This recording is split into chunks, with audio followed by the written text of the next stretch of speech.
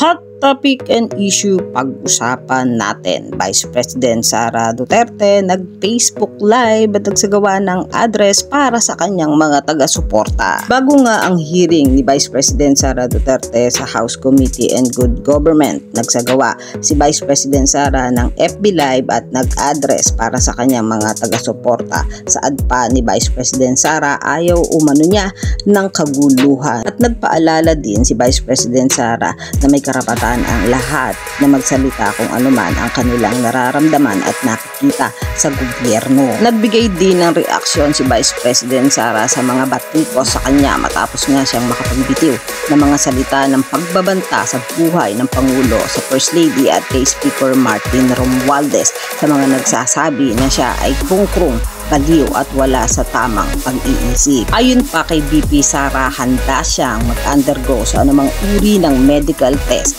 pero may mga condition ito na lahat ng mga public official galing sa Office of the President, Office of the Vice President, Office of the Representative at sa opisina ng Senado at sa lahat ng anumang uri ng opisina o departamento ng ating bayan ay kinakailangang magpa-test. Yan ang mga hot topic and issue dito lamang sa Tambalang JK.